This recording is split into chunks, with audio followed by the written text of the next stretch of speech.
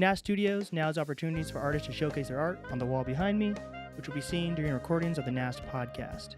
The current artist being featured is previous podcast guest, Nino Uniardi. The piece to my right is titled Whipping Cream and Jelly, and the piece to the left is titled Grilled Spinach with Lemon Drops. Both of these uniquely titled pieces are available for purchase. Please email info@nastpodcast.com to learn more about the current artwork and if you're interested in having your art featured in the studio.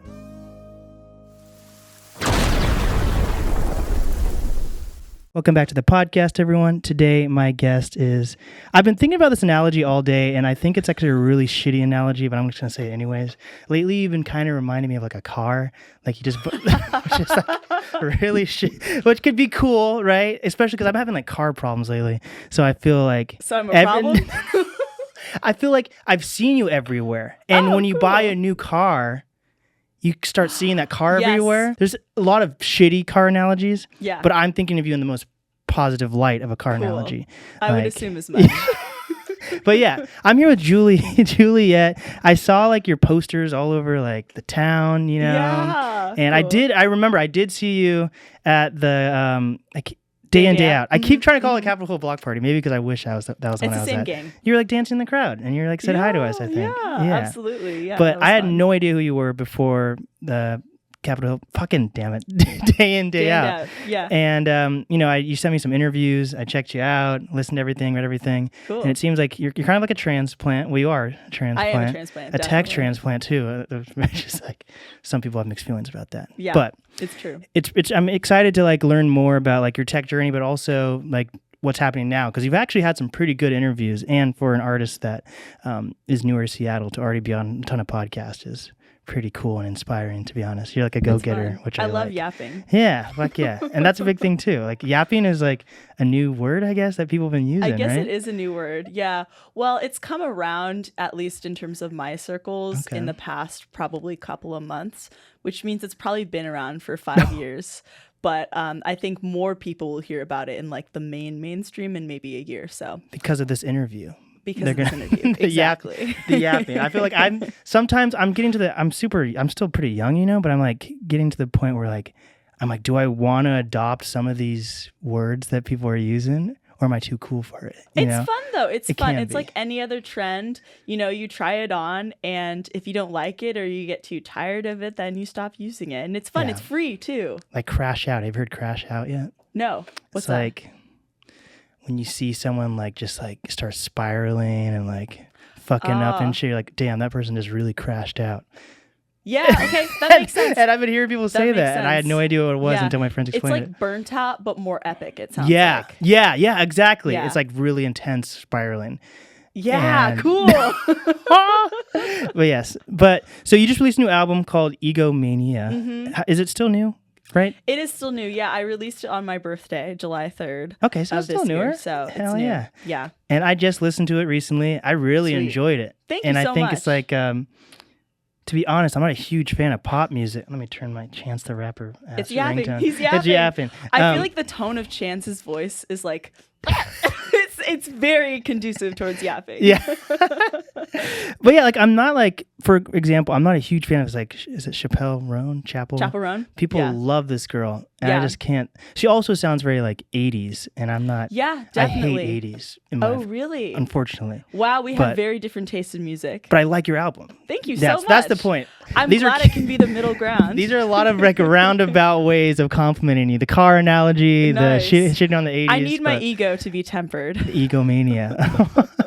But like you even had like Expensive. I like that song where you have like a rapper on it, and that's always cool when like pop and hip hop crossover. And yeah, for sure. More and more pop is totally that way, because what even is pop at the end of the day? It used to be more like rock and stuff, or it used to have a much more specific sound, right? Like in the 80s, and now it's kind of all over the place. Like that's the state of music, is it's a lot more splintered, and people are doing their own thing, and at the same time, like you can be part of a niche that's not totally bound to where you are geographically. Right, 100%. So with this, like this is your third project, right? You've had like some smaller Yeah, it is my third. So it's like technically an album in the way that Spotify designates it because it's 7 songs, but it was conceived as an EP. So I call it an EP. That's what I think it is. My first release was an EP. It was a 4-song EP in 2022. And then I had another release in between that was a short album. So 8 songs. Yeah. So that's kind of my discography so far. I've had some other like Lucy singles out there, other collaborations and stuff. But my most up-to-date and pride and joy is the current Egomania era. And it's right under 20 minutes, which is like the sweet spot for like sending it to PR companies and stuff like that. I don't know if you knew that or... Yeah, I guess so. Yeah. I think naturally it feels that way. Yeah. And I really enjoyed it, like front to back. And I listened to it a few times. I really like the Expensive song, though. That's like my favorite song. Oh, yeah. Hey, there's more coming that's kind of like that. So, heck yeah. Yeah. So from my understanding, you're from a rural town in Northern California. Yeah, something exactly. like that. And then you went to school for... What did you go to school for? I went to school for management science and engineering. I got a BS at Stanford. Damn. So you're like hella smart. I used to be. Damn. Do people like talk to you different when you're like, I went to Stanford, or like how to... It's a pretty intense school to go to, right? Yeah, it was an intense school for sure. But I think that musicians are some of the smartest people that I know. And it's a different type of intelligence. Yeah, I mean, you can be stupid and go to Stanford also. Fair enough. Like, remember that scam of everybody pretending like they were on the sailing team or whatever? Like, there are tons of people who, I mean...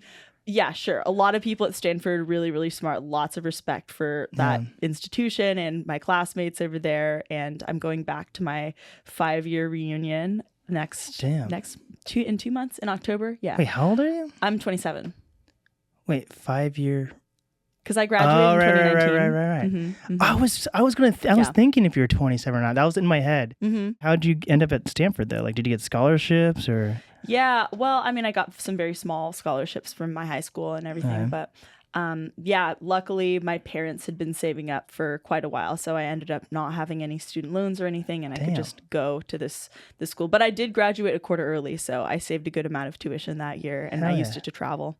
What? Yeah, because in your bio or something, you've traveled like a ton. Like 43 or is it 43 or 34? I've been to 35 countries now outside of the U.S. Yeah. What the hell? Yeah. Damn. It's good. I'm glad that I've gotten to do that because now just having to be in town and gig and everything and having music be such a priority, I can't be gallivanting all the time.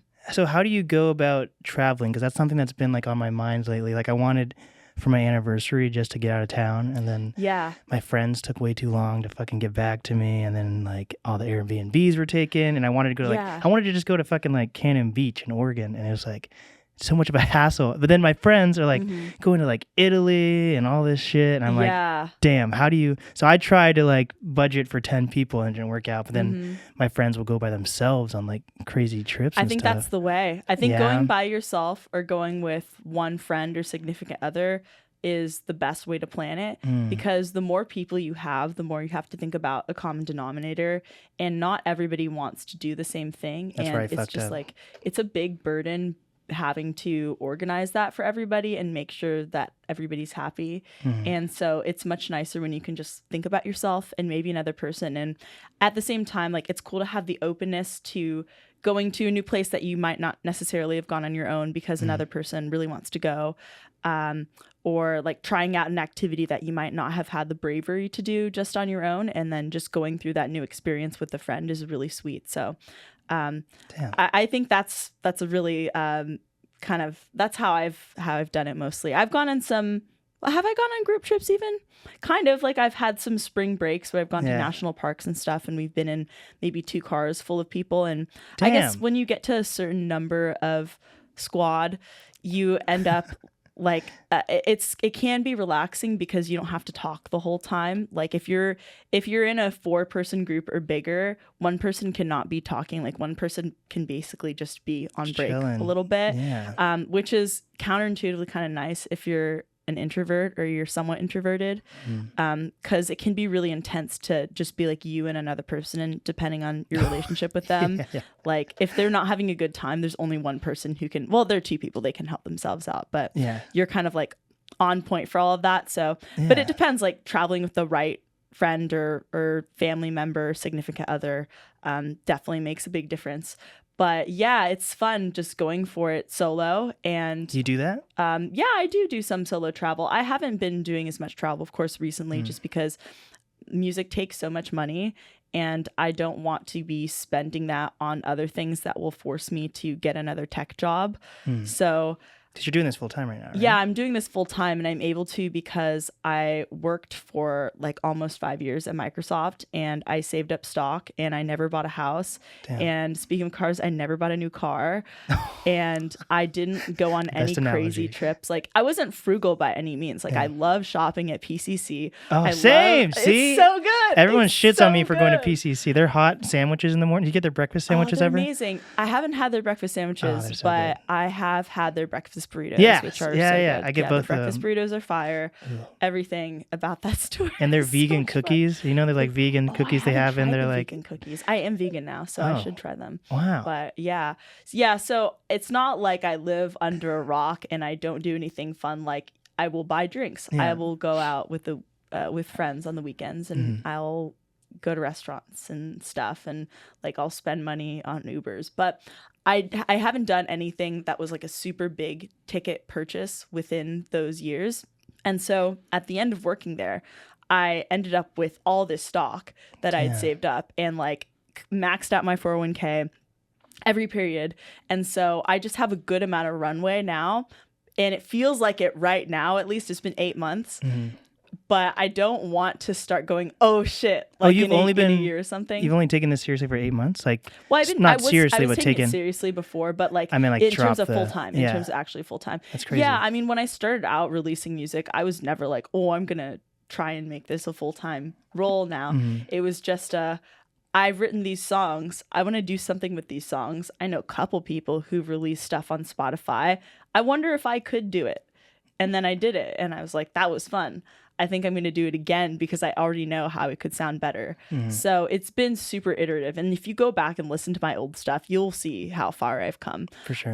Like there's definitely a lot of charm to listening to older work, but even in a period of a couple years, and that's the goal. Improvements have been made. That's the goal for sure. That's crazy. So like, one of my previous interviews, Nino, this is his art on the wall here. Oh, cool. So I recently turned my studio into a partial art gallery wall. So like every few weeks or episodes, this art behind us will change, right? Yeah. And Nino works for tech currently and also owns an art gallery. And to like hear his opinions on like how tech and art are different and the same, and how like realistically, if he has a family, he just sent his daughters to college, or I think one of his daughters to college, and the other daughter, I think she's in middle school or something. But he has a family, and like he's like, sure, I could be an art gallerist, but also I need to pay the bills. So for him to like be like very like realistic about art and tech, and like if you're living in a tech city and you want to do art, it makes sense to work in tech and then have that bleed into your passion. But it's interesting that I think he went to school for art or something crazy. Cool. But from my understanding, you did art when you were, made music when you were younger, but you didn't start working in tech to become a full-time artist versus. No, so that's interesting. That was not to the plan. hear that. The dream was tech. Yeah. The dream was tech. And I felt very confident about my decision to leave, but I definitely did cry on the day that I handed back my badge because my life was flashing before me. I was like, when I was, how old was I even? When I was like 19 or 20 or something, I had my interview, my on-site interview at Microsoft. And I guess I must have been 19 because that was during my sophomore year, like in the fall. And I found out after I did like 2 interviews. It was supposed to be 3 interviews. And then the third interviewer, they just brought me in. They were like, hey, just so you know, we think you're really special and we're going to give you the offer. And don't tell anybody else about it. But like, I felt like I'd been like led into the Illuminati or something. I was like, this is going to be my life now. This is going to be amazing. I've wanted this so badly. I've worked so hard to get here. I've been a good student in high school. I got into a good college, chose a good major, joined all the extracurriculars in college too. met the right people, networked, studied for the interview, gone out, did the thing, really performed game day.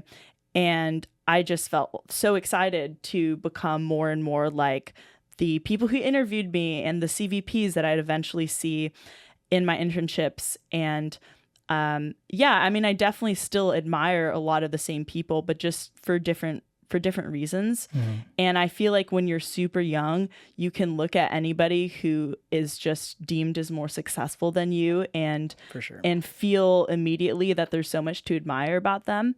But I think like fast forward, once I was working at Microsoft full time, I realized that a lot of the adults around me didn't necessarily have a lot going on that I really wanted to emulate as badly as I'd thought. Like I didn't really have an idea of what my ideal life would be. It was just like my parents are both doctors, and so I knew it'd be very much approved. Are you a single kid?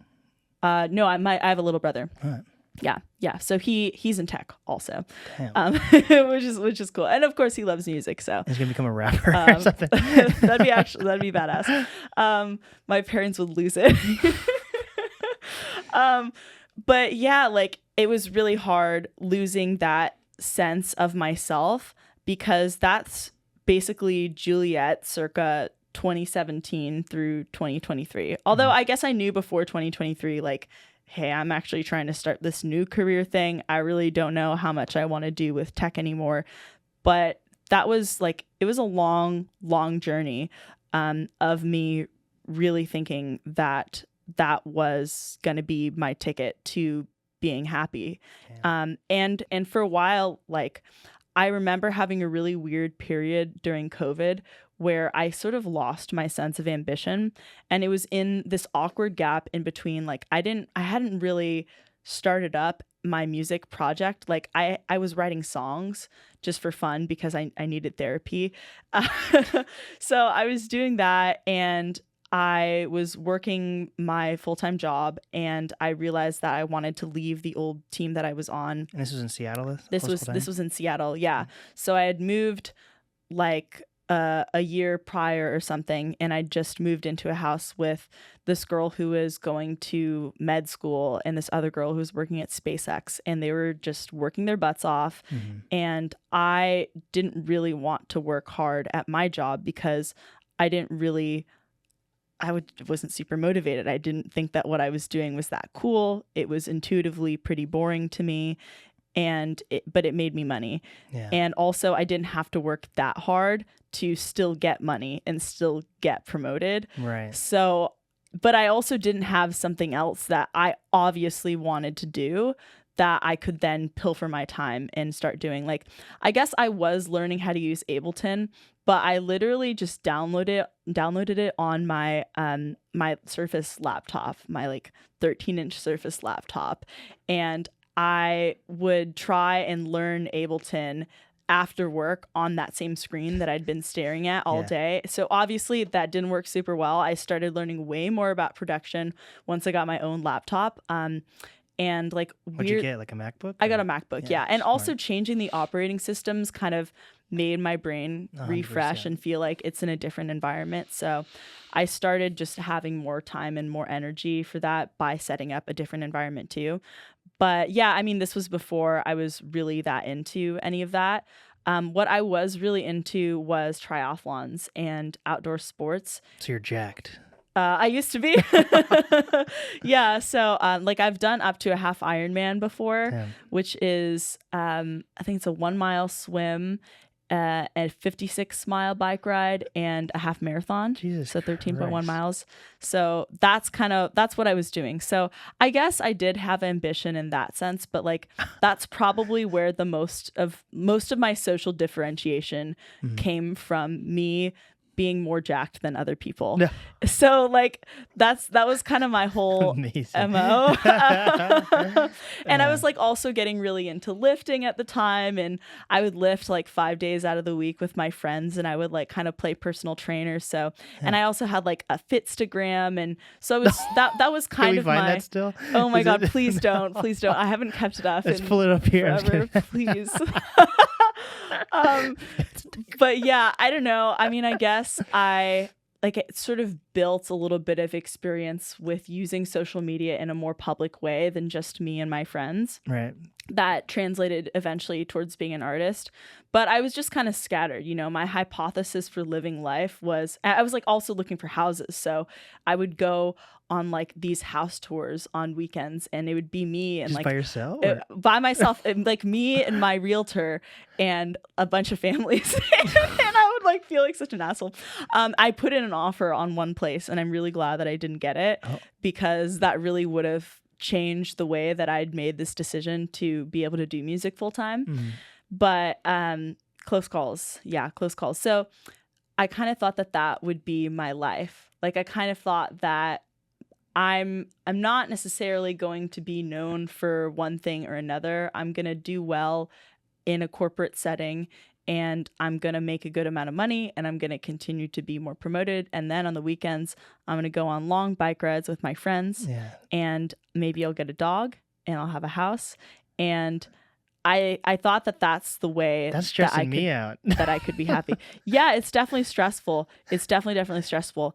But part of why I wanted to do that was I thought that was less stressful than other ways that you could go about life. Like I've always had entrepreneurial tendencies, but it's like it's nicer to just kind of be more in a backseat role. Not to say that you don't have to have a good amount of self-starting energy to be at like a bigger company and everything, but if you are, I mean, this, just being a one-person team, if you don't do your job, literally no one else will do your job for you, versus there's so much more fallback in other places. Yeah, exactly. So yeah, I don't know. Things changed really quickly, and I'm glad that I didn't make any decisions that locked me in to having to believe that one thing would make me happy. Damn. Well, that's awesome. You figured that out like relatively early on in life. Relatively, yeah. You could really, but I guess there's probably people that do feel fulfilled with just doing that, right? Just definitely, yeah. A lot of my friends who are my OGs, some of my favorite people, who I met when I first moved to Seattle, like they're off on different parts of their lives, but they're very supportive of my music and everything too, and they've just continued to remain really dear friends. But I mean, there are different people who genuinely are really passionate about tech and certain subsections of tech, and like my friend Ali, who's really into accessibility, like shout out Ali. And yeah, I have a bunch of friends who are living that life, and who, like my friend Sovi, who's crushing it as a manager now, like handling a bunch of interns and seems super fulfilled. And I think that is a really good way to live your life too, especially because it frees up so much more time for other parts of your life. And it's one downside of being in music or doing something creative or having to like do everything yourself, is that I have way less space to go on a trail run. Like that would be really fun. Less space to do other things, but because you need more people to help you, because you're doing everything on your own right now, or what do you mean? Yeah, I mean, no, I'm definitely not doing everything on my own right now. That's cool. But it's way harder. Like being off the clock is a way different concept when you work in music or in anything creative that you can kind of do at any given hour, versus when you are a salaried employee. And yeah, sure, people will work crazy hours there too sometimes. But it's a lot easier to draw a boundary. And for me, like one of the realities of doing something that you love doing too is that you're kind of consumed by it. Like you're thinking about it all the time. So it's a lot harder to unplug, but also it doesn't always feel like work. Even though it is work, it doesn't actually always feel like work. So ups and downs, but I feel so much more balanced about it because I've had that other experience of what's it like to work a real job. And I mean, they're all real jobs, but what's it like to work a different kind of job, or like a 9-to-5, I guess, and have to report to a boss? And what's it like to work on something that you're interested in, but maybe not passionate about, versus how different does it feel when you're finally working on something that you're passionate about? I like that perspective because I do not have that at all. I literally have not had like a real job. Well, I kind of working at radio though. You were saying working in radio, like that gives you a contrast. For like every job besides podcasting's been like 3 or 4 months, and then like COVID happened, and then I just like podcasted and went on tour, and then got hired by a podcast studio, and now I'm here. You know, so it's like I'm in a place right now where I'm kind of like trying to understand how to like experience things. You know. I don't feel like I'm experiencing anything or know how to accept that I'm experiencing things. Oh. So that's where like I can't be like, so I appreciate your perspective on like I can think of like I worked at Microsoft, and then this other Onward, was it Onward? Upward? Where'd you work? You worked on just Microsoft. I thought you said you moved to Upward or something. I heard in a podcast. No, I worked to Word. I moved to the Word team. So I thought you literally said Upward. I thought you said you moved. Okay. No, I only ever worked at Microsoft. I'm dead. Which is also partly why I felt all right about leaving too, because I felt like, okay, I just need to experience the world straight up. I took it way too literally when you said I moved to Word. I thought that was another company. Word, literally Word, Microsoft Word. I mean, it kind of does feel like a different company though, because Microsoft is so huge, and like you're changing over the people that you work with, and of course it's way less of a logistical headache, but things were different over on different teams. So that was neat to experience. I'm glad that I have all of that under my belt, because I feel like people will tell me that they find their interactions with me to be maybe like easier or more professional than maybe working with some other artists, because I have this experience working in a more like polished professional setting. And other times it can be really annoying because I'm using buzzwords and I don't realize it. So but I feel like it earns me respect, which is really cool. And it means that I don't know, sometimes I can be more organized, or just like I'm down to plan, you know, that like satisfies that part of my brain. For sure. Planning's good. That's what a lot of artists fail at, planning. It's fucking, you gotta plan things, you know? Yeah, definitely. I'm a big planner. That's how I'm here. You know, I planned this shit out, you know? I tried to. Yeah, you did. And you freaking did it too. And you're talking about experiencing things. Do you mean like evaluating, how did that feel today? Exactly. Journaling. I recommend it. I should. Yeah. Okay. Yeah, I journal a page every morning when I wake up. It takes me about 20 minutes. And you actually like handwrite? Yeah, handwrite. Yeah, I have this journal that I got from Metropolitan Market. No. Because it's bougie. We're just bougieing ourselves right now. Super bougie. But yeah, so I have this spiral bound currently journal that I just handwrite in a page every day when I wake up. I read about this thing called morning pages in this book called The Artist's Way that a lot of your viewers, listeners will probably know. But it's a book by Julia Cameron, who's a screenwriter, and it's kind of a spiritual guide to creativity for various types of creatives. And so one of the number one techniques that she recommends is handwriting 3 pages every morning upon waking. And I don't have time for 3 pages, or I write slowly, or I write too small. But since I read that book for, I think 2.5 years ago, maybe 3 years ago, I don't know, however long ago it was, I've been writing a page every single day. Damn. So yeah, it's really good. I love writing by hand too, because I feel like it connects me with that side of myself. Like it's almost an inner child thing. I think for our generation, we grew up handwriting a lot of things in school, and then, I mean, maybe in college, but towards the more recent years, like we've been just typing everything on our phones. Do you know cursive? Cursive? No, not really. Sometimes I do a little S like that. Yeah. But what really fucks me up are like the cursive. Well, actually, the cursive R's are fine, but the cursive B's, I'm like, they're so janky looking. I think I know how to do those because it's my name. But maybe I'm doing them wrong. I don't know. I don't know. To hear someone say that it's hard to do. How do you sign your name? You go like, you get the tail, you go down, you go up, and you go around, and then, right? That sounds like a beautiful signature. Really? Yeah. Damn. Yeah. Okay, you can have my autograph afterwards. Okay, cool. Deal. But yeah, I guess maybe I should. But also like I haven't written in so long that like even I get a fucking ton of tickets from parking down. You should be fine. But I get like a ton of tickets from parking down here. Like it's a mess. It's like probably it's a new year now. Because, so last year, I guess, I got probably like 20 tickets, and like just fucking writing my, the fucking whatever in the corner. Because you like, if you mail in a ticket, you get like it cut in half or just removed, Some people don't know that. Do you know that? Wait. Oh, if you mail in a ticket, they'll automatically, like, because you put the effort in to respond, they usually will cut your ticket in half. Okay, that's a life hack. Even if you're in the wrong. Yeah. Okay, cool. Good to know, because I have gotten tickets when I was in the right and definitely mailed those in and had those adjusted or had those canceled.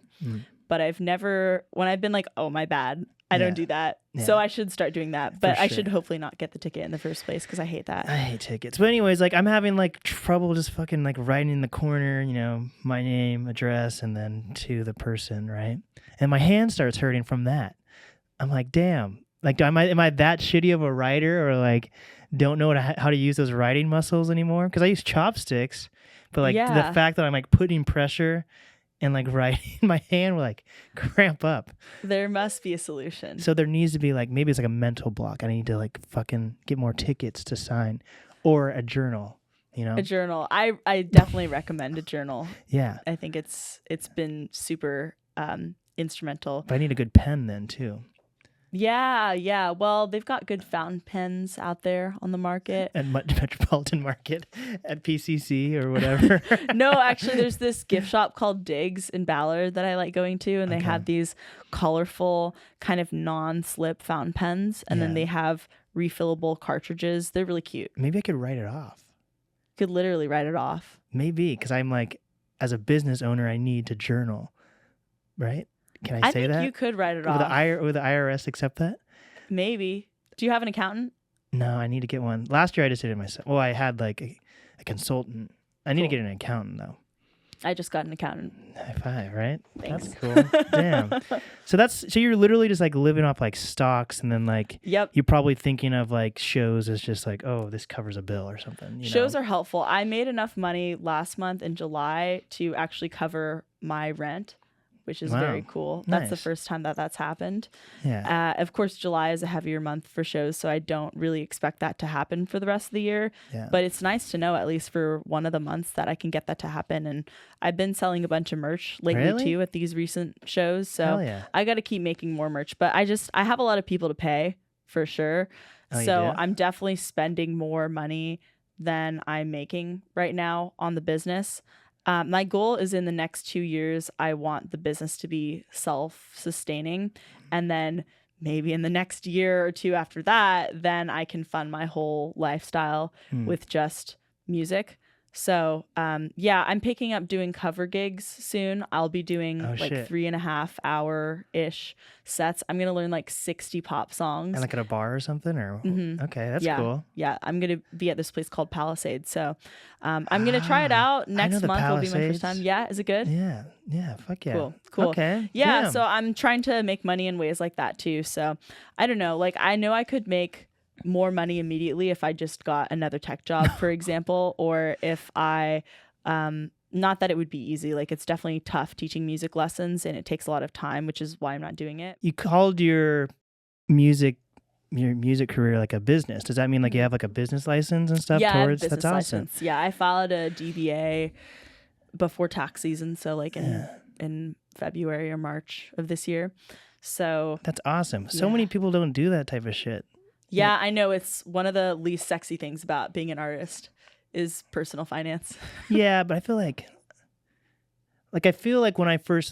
every podcast, like artist that starts a podcast in Seattle, they're always like, this is what's wrong with Seattle's music scene and all this, and why don't more people come find us to make our dreams become a reality? And like every podcast, there's so many music podcasts that like start up and say the same shit, and I said the exact same shit when I started my podcast, but now I'm like 5 years down the road, and I'm kind of jaded towards some things, but I'm also like jaded towards being jaded, actually. That's kind of what it is. But a lot of artists just don't do the simple shit about like doing things correctly, and it seems like you're doing things correctly, and like I knew who you were this summer. That's pretty exciting. As you're dropping a new album that it seems like you you probably cared about your other projects, but it seemed like you put like a lot of effort and care into this one definitely. specifically. I'm going to be putting up billboards next week. Hell yeah. To promote the album. There are going to be 3 of them. There's going to be one on the West Seattle Bridge.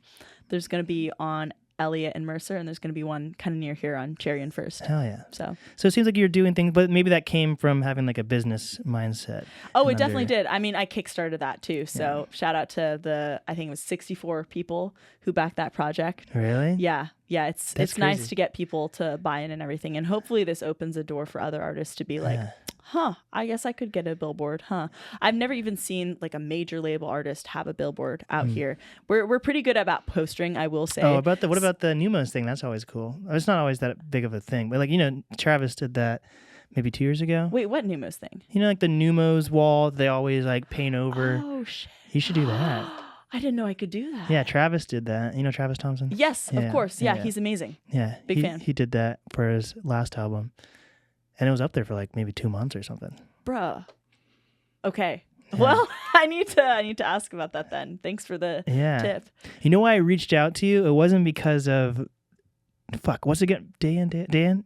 Dude, I don't know why I have having such an issue saying that. Okay. But I do Taco Tuesday like every Tuesday at this restaurant called Buckley's, and there's like a generator box, and then your fucking like face was on the generator box. Oh. And I was like, oh damn. Yeah, was it because it's the Lux poster, right?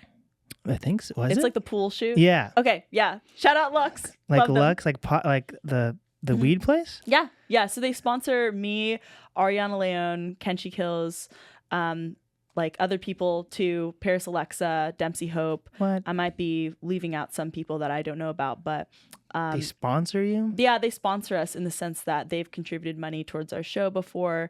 They've given us merch and stuff to give away. They gave me some like weed and t-shirts and hats and stuff to give away at my EP release party. So they're really, really great people. They are big supporters of the music community here. So yeah, reach out to them actually. I bet they would be down to do something together. Actually, I just did email them. But I didn't know they do that I didn't know that was that common.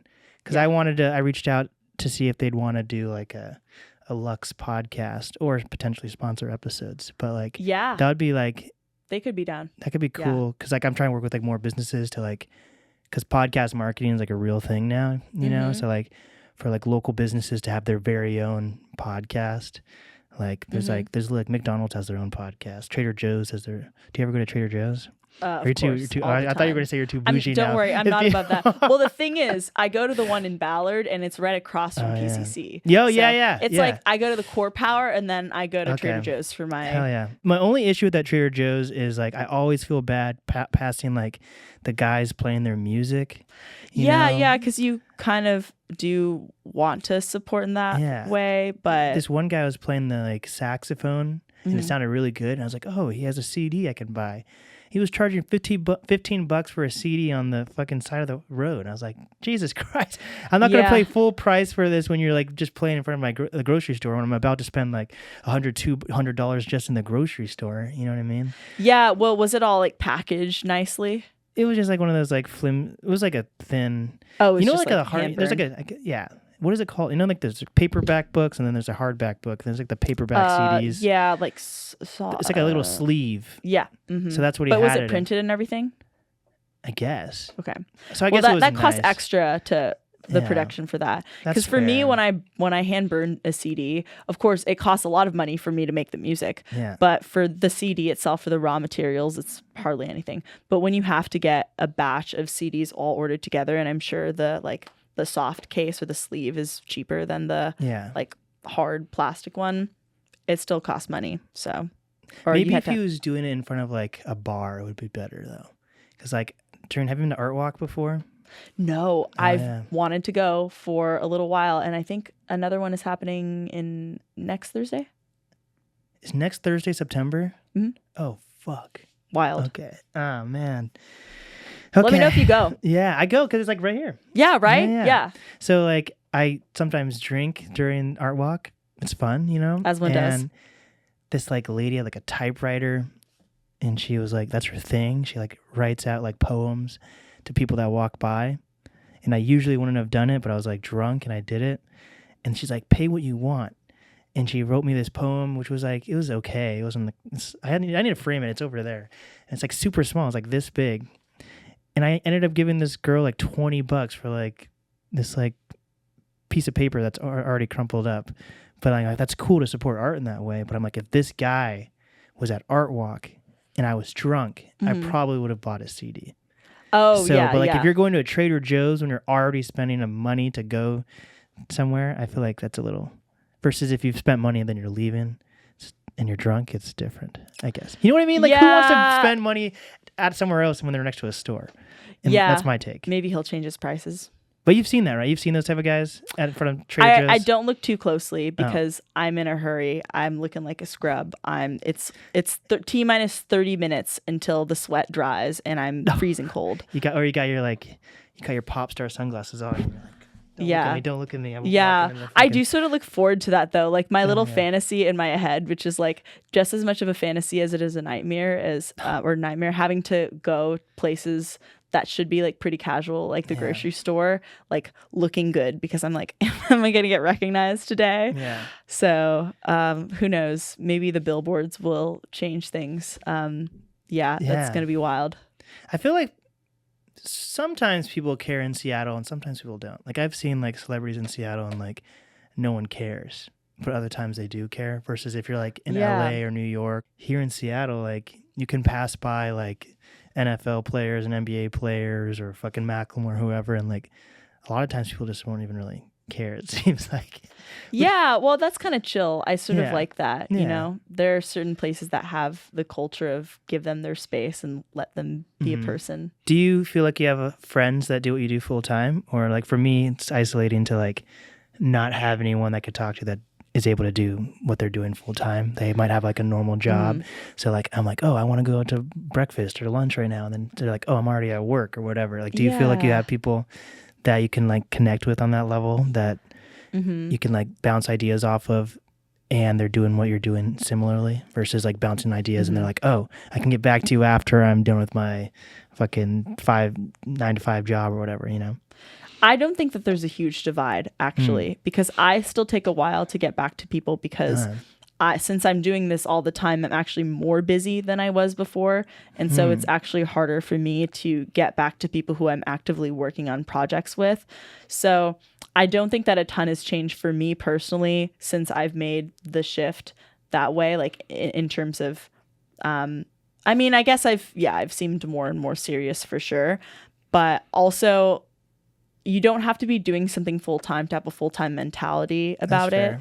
And I think that a lot of my friends who work service jobs or also teach at music schools or have other kinds of side hustles or who like have a real big like full-time role or who are helping out with the family business, whatever it is, a lot of these folks just approach things with a full-on professional, full-time mentality.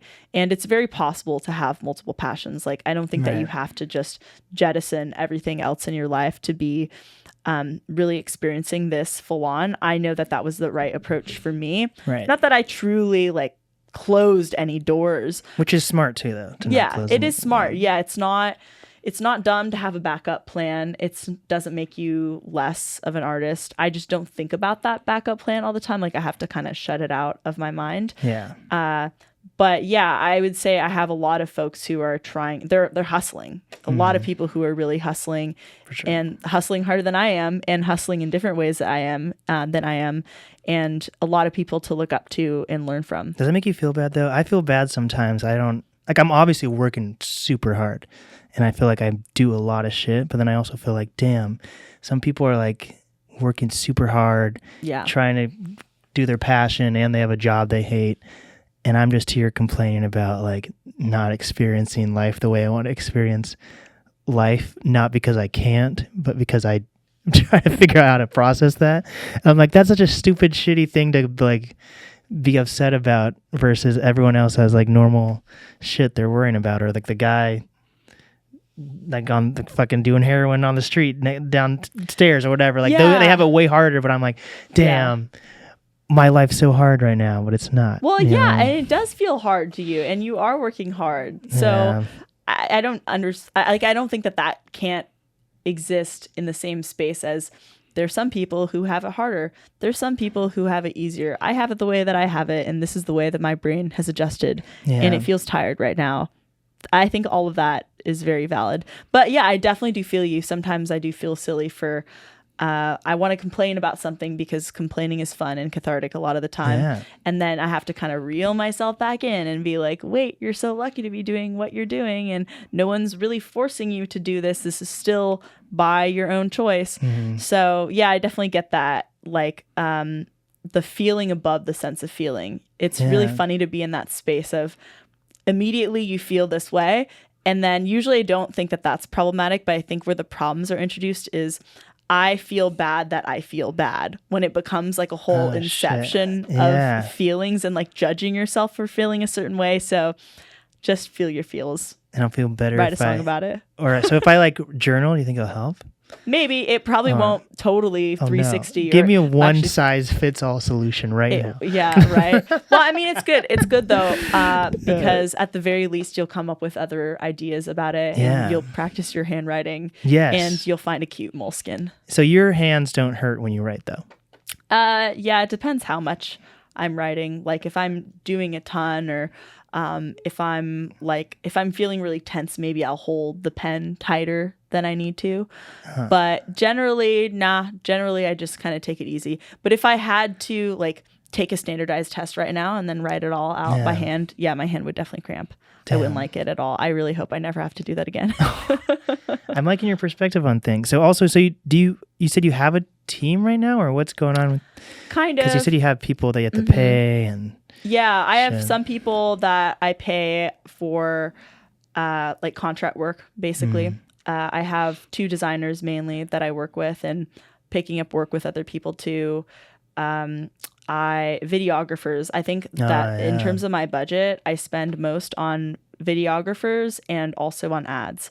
Like, I have someone who runs ads for me, and so I pay him a commission on that.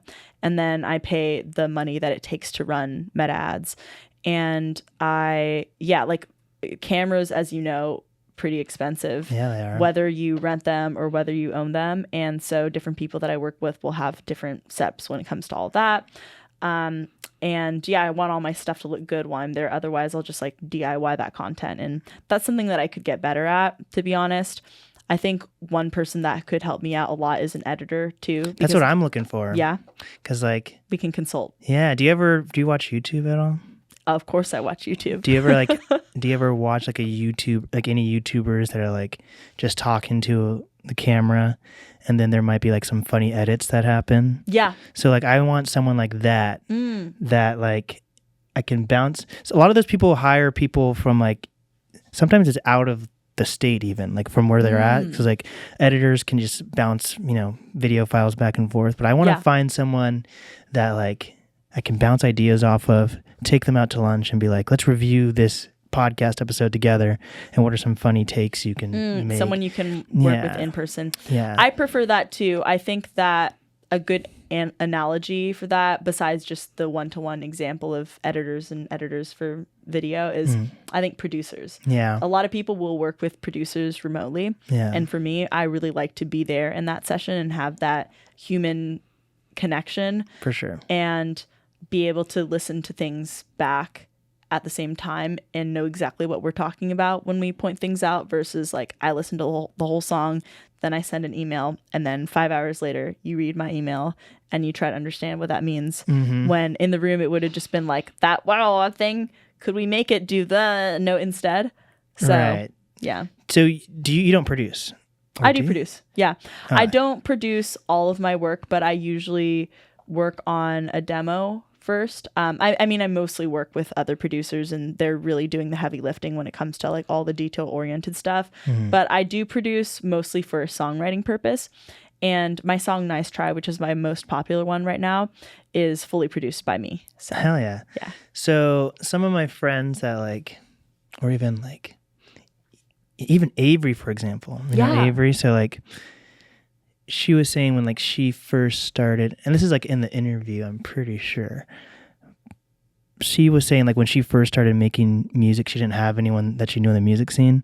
So she ended up just like working with people that she just found online, and like at first they ended up like taking like a fuck ton of money, you know, because like she didn't know the pricing of things, and then like she didn't have any connections. She's like, oh, this makes sense. So what's that been like for you? Like you like are open that you worked in tech, right? Do you feel like when you first started to like work with producers where people are like, oh, this person came from tech, they have a ton of money, I can just like take your shit, you know? No producers have ever taken advantage of me that way, good. Which I'm very fortunate to, because it does happen a lot to people. It does happen a lot, yeah. But everyone that I've ever released work with that I've that they've produced for me, I'm friends with. So, okay, that's awesome. Hell yeah. Yeah, we're homies. That's a good answer. Damn. So how do you go about like budgeting things when you're not working, because you don't have like a full-time thing now? Because it's just like, when do you know if you want to produce something like yourself versus pay for something versus DIY versus pay for something, you know? Do you have to think about that or wait it out, or do you just go full send no matter what? I just do what's best for the art, basically. Yeah, there are other things like I've had experiences spending money on different kinds of marketing strategies, and I've just figured out by trial and error what's worth my money and what's not worth my money, which is why I'm doing mostly videos and ads now. Again, need to get better with the DIY type of content. So hopefully I'll be like filming things with friends and figuring out which kind of gimmicks to try. Like I need to learn how to do the gimmick, because to me, it feels a lot more intuitive to make another art piece, like a short music video, basically, but doing something that it doesn't really feel like art. It's just kind of a meme, basically, or it goes along with a trend. That doesn't feel and maybe I'm making the wrong argument, but to me, intuitively, that doesn't feel as artistic based on my strengths. You know, like let's say I had to draw a painting of someone for some reason to promote my artist project, like my music artist project. Visual art isn't really my skill set. And so like that, I would probably procrastinate. I would procrastinate on that for a little while. And like, that's not really what I envisioned myself doing when I decided to become a musical artist, recording artist, performing artist, whatever you want to call it. Versus being in a music video, cinematically singing my song when there are cameras present and wearing a certain outfit and like holding a certain prop. That feels like this is the creative thing that I visualized myself doing. And so when it comes to a lot of artists making content that's consumable and tied to a certain online trend, that's maybe not what we conceived of when we were like, I'm going to try and do this and really have this be my thing. So yeah, it's a different art form. But is it like, does that mean you're inspired by a certain type of artist, like an older, because versus like, you know, there's a lot of, because I guess you can do DIY and maybe follow trends and still make it be artistic and like, yeah, definitely more internet era type things. I think that's the way to go. Yeah, because I do love the internet era. I'm very into current artists. But you're not trying to be like an artist where like no one knows really who you are, but you have like great content, you know what I mean? Like I would so much rather have a bunch of people listen to me and have a limited profile on socials than I would be a really big influencer on socials but not have that many listeners. And I know that a lot of record labels would rather sign someone with a huge social footprint who doesn't have that many listeners yet, and sometimes that's because they're a new artist and they haven't released that much, and like that's all totally cool. But for me, the art form that I want to draw people to is listening to me. And this is one thing that people complain about when it comes to TikTok some of the time, is that followers on TikTok don't translate to listens and blah, blah, blah. It's just people going off the platform is a lot less likely. So I don't know, but a lot of people have fun making the social content. Like maybe I just need to find my niche and find the sweet spot there. It's like, it's a priority of mine for sure. But the kind of content that I find to be more intuitive to me is the more hi-fi type of stuff, like having just a really nice video, having good audio, having it feel like a snippet of a music video and not just be like creating my own trend basically, or telling my own story. rather than consuming a bunch of other content and then figuring out, okay, how do I recycle that for myself? But that being said, like, I guess originally why I brought this up is it's something that I want to work on. So that's just where I am right now. And I definitely think it's cool that a lot of artists are able to use that as a way to market themselves and not to have to spend a crazy budget.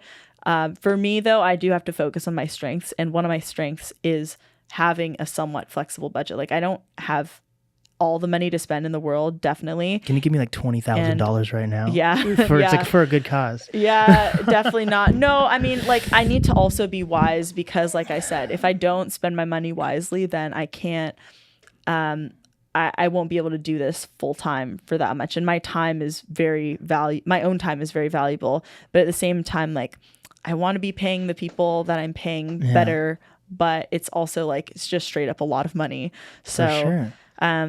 Struggles figuring all of that out, but you have to have a strong stomach. It is very much investing when you don't immediately see a return from making kind of an expensive video or whatever.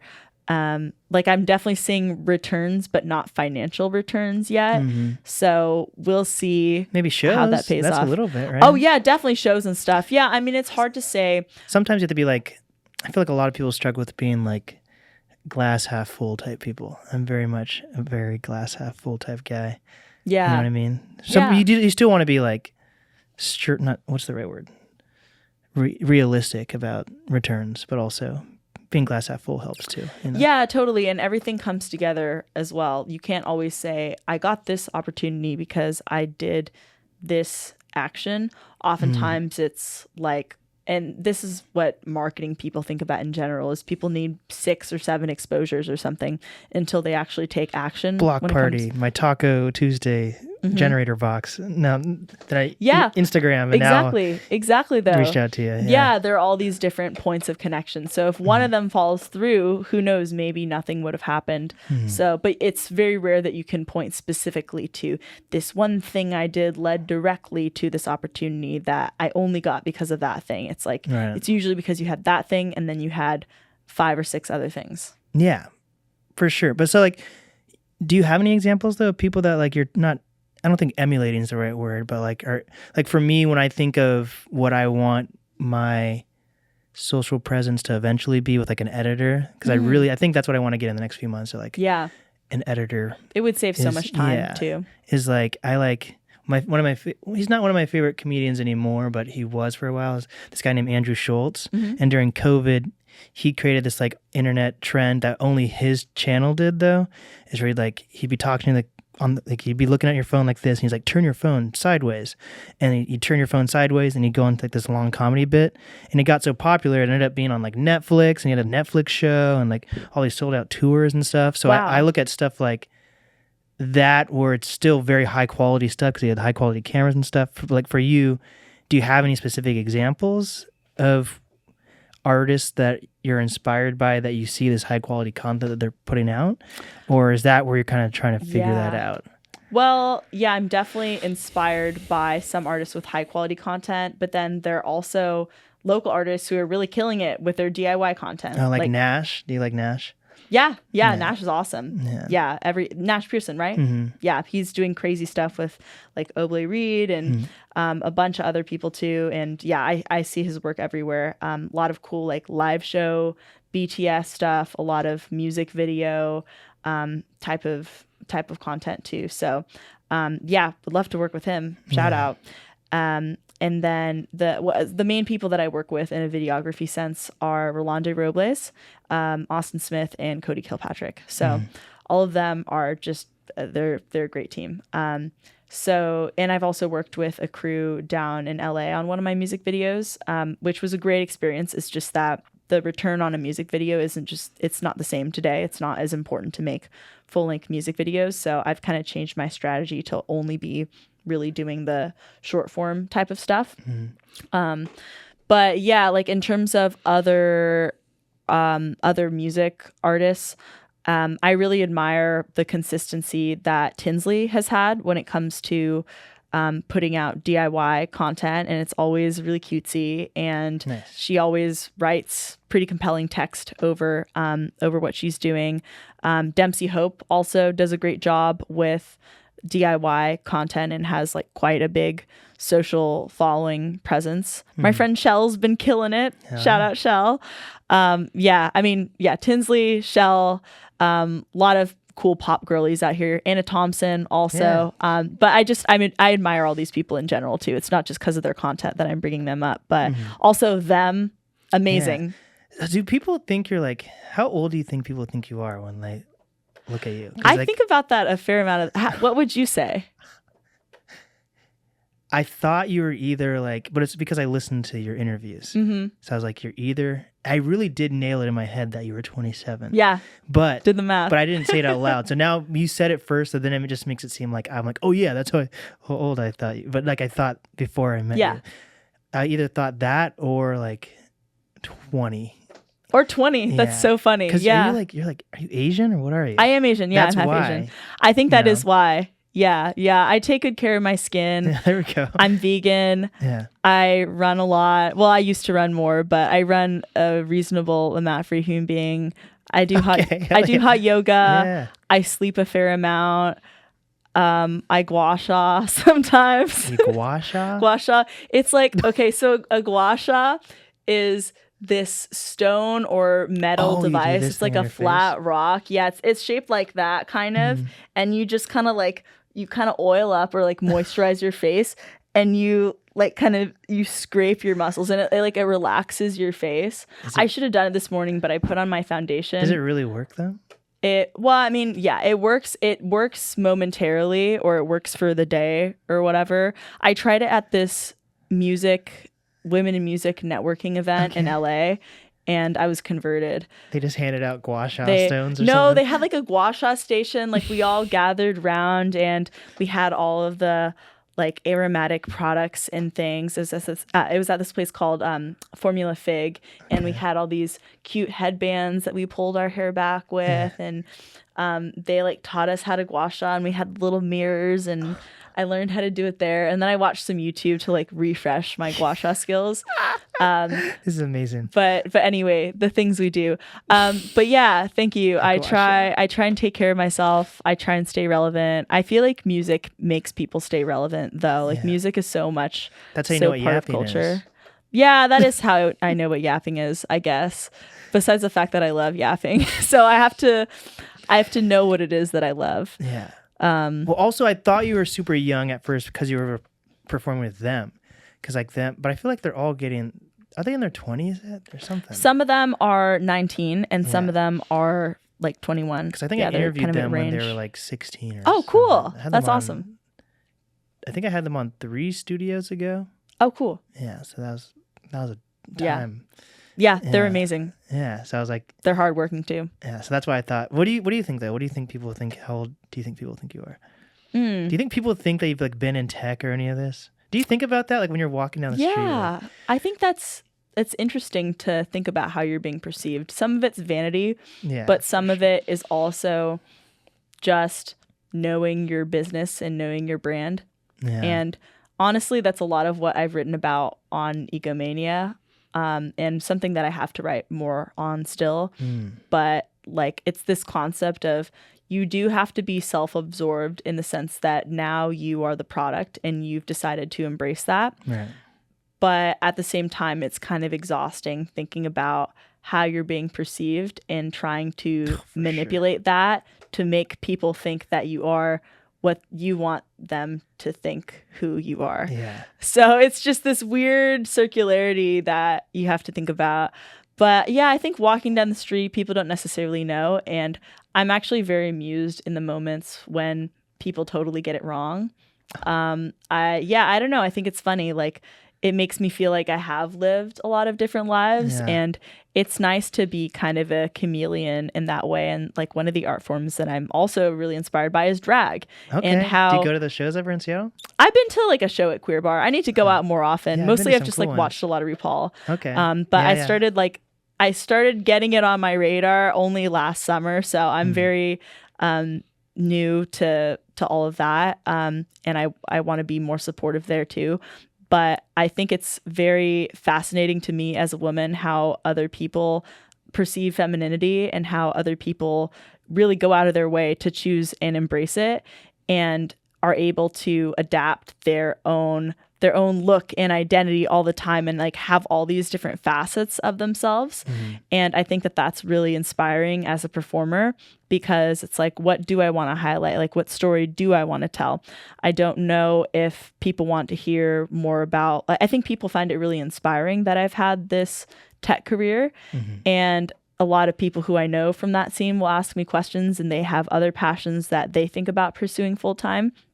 So I think that's really of service to people and something that I might play up in the future. But then there's also this other side of like, I'm making really girly, youthful music. I'm writing about how things fell through with different boys. I'm writing about new boys right? that I'm obsessed with. Ooh. So that, I mean, it's at the end of the day, it's also very like, I'm actually 17 again in a lot of the stuff that I write too. So it's really ambiguous, and I like the fact that I'm ethnically ambiguous. I like the fact that my age is ambiguous. Her name vibes. What's her name? Anya Taylor-Joy vibes, kind of. Oh, really? Oh, that's funny. You get that ever? No, I haven't gotten that. Most of the time I get Jenna Ortega and I get Maya Mitchell. Okay. Yeah. Do you watch movies? No, not that many movies. Split? Have you seen Split? I haven't seen Split. Oh my God. I've been to Split though. What? It's a place in Croatia. Damn, that sounds cool. Yeah. Damn, I need to travel. You will. I hope. I feel like I have time and money, and I just don't do anything. And think about all the freaking content you can make. That's what I need to do. That's why I need an editor, though. I need to go. That's true. Yes. That's so true. I support this for you. And I like sharing, you know? That's why I'm like, I could go to all these concerts and stuff by myself, but I always want to bring someone, because I'm like, then we're sharing together versus me being like, damn, I wish I was here sharing this with someone. So, yeah. But I need to learn more about self-care too, though. There's like, doing things on your own is fun. And I also think that there's a level of when you do something on your own, you actually really fuck with that thing. Yeah. Like one of the reasons, some of my friends are into climbing and stuff, and I used to be more into bouldering. Yeah, I'd go to SBP. Yeah. But same. I never went to SBP on my own, which is why climbing is not my hobby. Like I have a pair of climbing shoes. I have a climbing harness. Like I've been top roping with people, but I'm not a climber because I've never climbed on my own. And I think that when you do something on your own and it's going to be a good time just because you're there and you're doing something that you like to be doing, then that's really part of you, or that's really your hobby or your passion or your pursuit or whatever. And for me, travel is one of those things of something that I will do even if nobody wants to go with me, or like I will go to shows on my own all the time. It's different too because I'm also never really on my own because paparazzi and shit.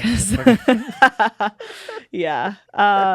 But I'll see people that I know pretty often too. And sometimes I do wonder, like, are people judging me that this girl couldn't find anyone else to go with or blah, blah, blah. I am. And you are?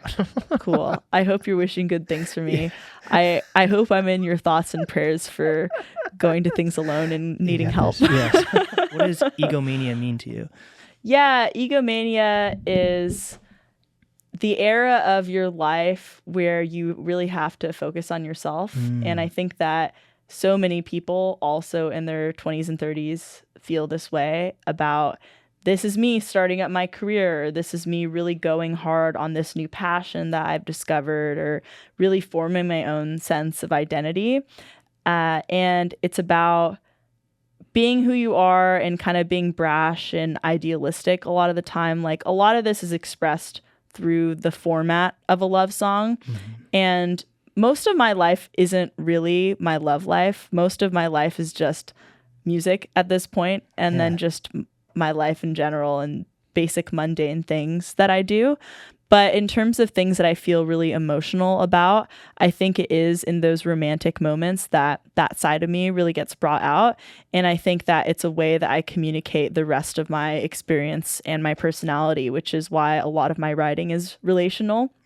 But at the same time, it always represents me and who I am and my kind of take on femininity and youth and ambition and being like overly educated for how more or not for how like emotionally sometimes stunted I can feel.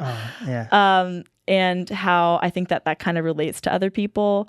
For sure. But yeah, Egomania is about deciding to come to peace with how much you're having to focus on yourself and how being so focused on yourself affects how deep you can really go in a relationship and just your relationships in general. So yeah, it's got the 7 songs on it. The first song just kind of sets the tone. And it's kind of vibey. It's more kind of UKG-ish, UK garage. And it sort of communicates the melancholy type of attitude that's also at the same time empowered. Like, I know that things fall through with me sometimes because I'm really focused on myself, but like, it's fine because I'm a lot. No. I mean, that's kind of what the song is. There's not a huge amount of closure to it. It's meant to be ambiguous to people in a lot of way, but I think that it helps people contextualize. A lot of the record is about my experience being an artist. Like, there's a line on my song "Nobody's Fool." I'm glazed over behind the eyes. I'm brainstorming 50 different stages, ways that you could fit in. Won't come closer. And now the air is thinning and I'm feeling so embarrassed over hooking up my oxygen. Like there's a lot of like, it kind of comes to that by the 5th song because there's all this hope and optimism and like playfulness that goes on in the other tracks. And then it's kind of like Nobody's Fool is kind of the reality of how that ends up being. Like, nice try, just sort of being like, whatever, I'm really into me. Like, is it so conceited that I find myself more interesting?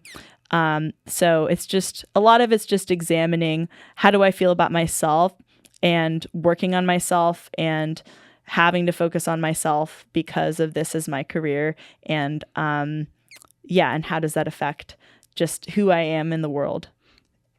Is mania a bad word though? I feel like how you're talking about it is like it could be mixed. Well, it's kind of tongue in cheek. You know, egomania. It's sort of pathologizing that extreme focus on yourself. And I think people who really know me will know that I'm not just totally for myself, but I've definitely been criticized in the past, even before I became a musician. Like, I'm a pretty independent person by nature, and I have a really hard time sharing with people a lot of the time. And Dan, I'm over here being like, I love sharing, and you're like, fuck that, go on. Well, at the same time, like, I have a little brother. I was always good at sharing with him. Like, there's certain people that I'm like, okay, yes, like, we are one and the same. But a lot of the time I am very selfish with my time, and like, I have to put me first, and and all of these other things. So the egomania, it sounds provocative, and I don't personally think that it's a bad thing to focus on yourself. I'm doing it. A lot of other people are doing it. It also makes us better when we're not putting on the facade of trying to serve everybody else besides ourselves at all times, which is why a lot of my friends who do focus a fair amount on themselves and have this fulfillment, this inner fulfillment, are so interesting to talk to.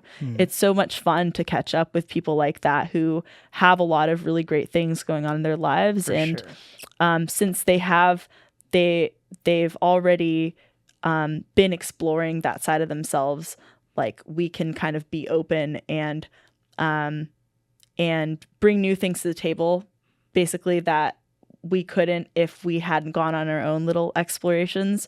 So obviously, I don't think it's a bad thing to be really into yourself up to a certain extent, right? Like you don't have to be mean to other people.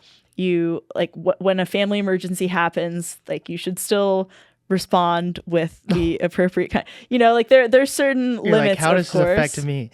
You know, like I mean, you can take it too far for sure. But I think especially when it comes to women, like, I write a lot of songs that are from a female, like, also asterisk, like, straight cis female type of get out of Seattle with that attitude. I know. You can't get be straight cis. Hey, at least I'm not a straight cis white male, so it can still be worse. But like I'm still one of these tiers. But yeah, I think that a lot of women are expected to be serving a certain role in other people's lives, and I think that a lot of women, especially women who are single, are judged for being too difficult, and for that's by incel guys though, usually, right? Yeah, that's true. Yeah. Damn, why can't I get laid? I know, it's so real. But yeah, I don't know. I just think that even in Seattle or even in like West Coast progressive culture, we still get kind of sussed out by women who are like very going for it, very about themselves, especially. And we do kind of evaluate how well people are doing in life by their relationship status. And usually not as much from our generation, but when it comes to our parents and stuff, it's more concerning when your daughter is still single, maybe, than when your son is still single. And because the biological clock. Yeah, the ticking. That's what's going on. That should be your next song. That could be a good one. Tick tock biological clock. Wait, that's Kesha. It's actually just that'd be so funny. I hope that exists somewhere. Oh my God. So yeah, how did your family feel about you being an artist and like not being in tech anymore? Like, because you made a joke at the very beginning about like your parents were happy that your brother's in tech, and you said they would freak out if he became a rapper or something. Yeah.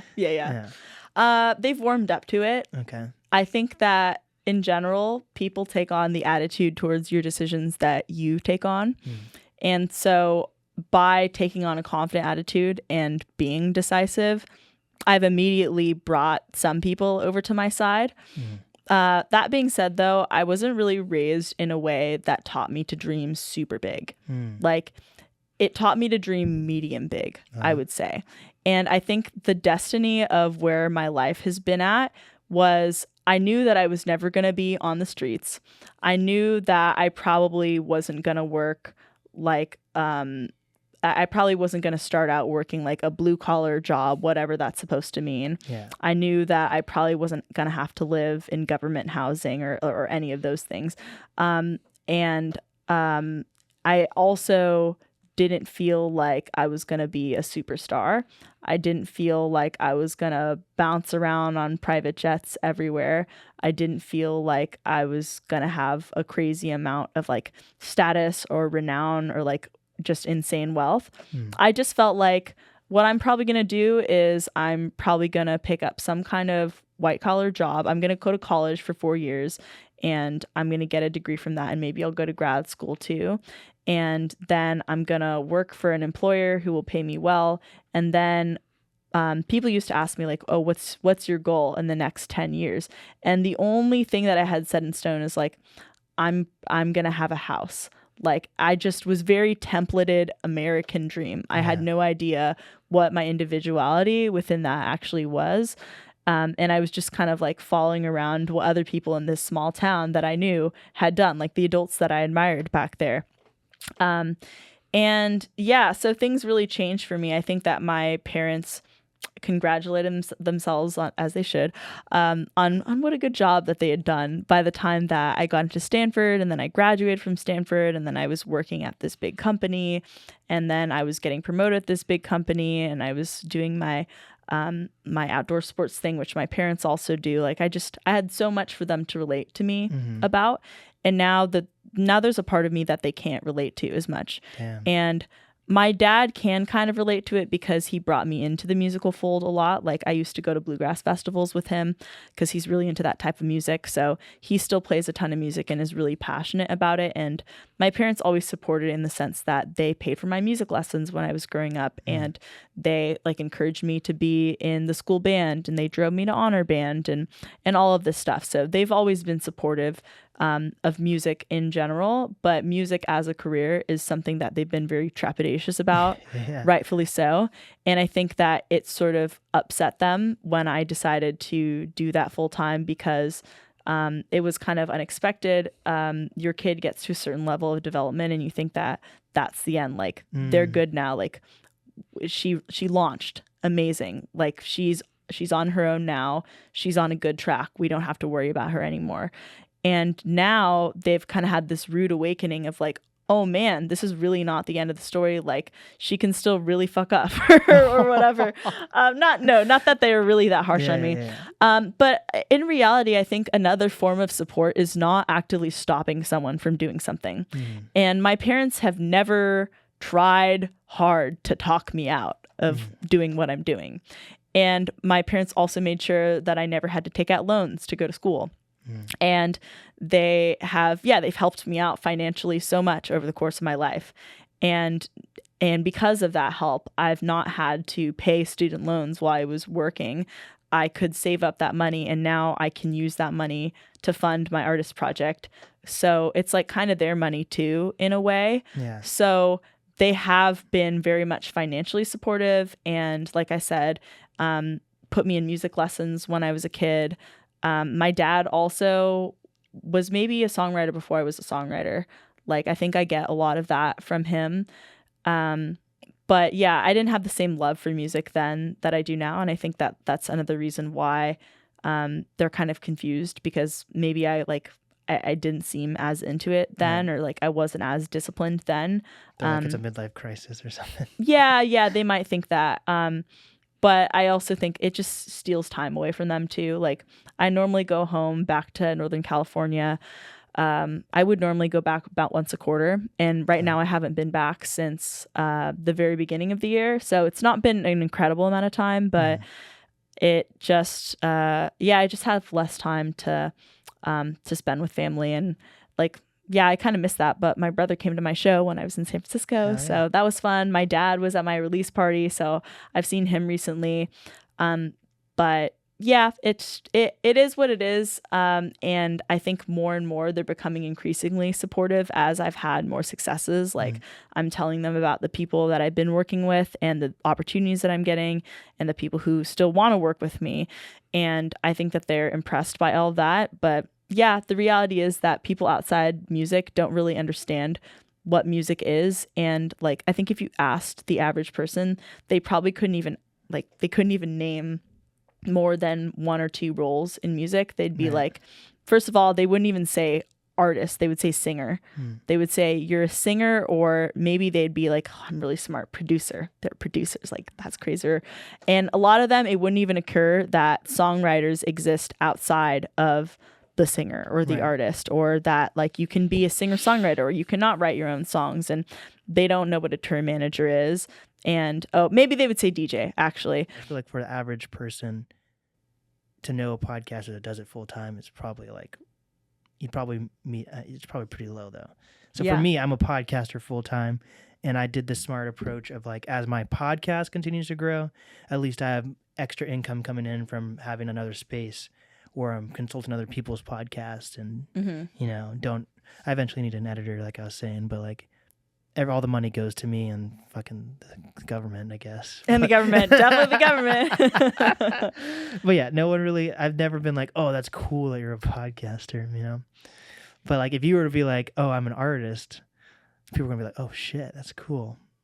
Yeah, that's one of the perks of being an artist, that people understand what you do maybe a little bit better than, like, say if you're a mastering engineer. A lot of even people in music don't understand what mastering is. Do you work with Matthew, or who do you work with? Yeah, I could tell. Everyone works with Matthew. He's the guy. Yeah. Rachel Field at Resonant Mastering also is wonderful. Where's that? Her studio is in is it Madrona? It's like south of the Arboretum. Madison Park, near Madison Park. Oh yeah. Yeah. So I know about your album. It's out. You seem pretty cool. Seems like you're pretty smart, Thanks. That's cool. I'm glad it seems that way. Yeah. You are, right? You seem like everyone's smart about different things. Yeah, okay. It's been good. It's been a good episode of the podcast. Where can people find you? And tell people again where your album is. Yeah. They can find me and my music as Juliet. That's JUL !ET. It's my name, but stylized pretty much. And then my handles basically everywhere is just @sounds like Juliet. Cool. Yeah. Hell yeah. And one more time, the album, just one more time for people to hear. One more time, the album's called Egomania, or the EP is called Egomania, and you can hear it out now. It's everywhere. Hope you like it. This has been the NAST podcast with Juliet. And we did it.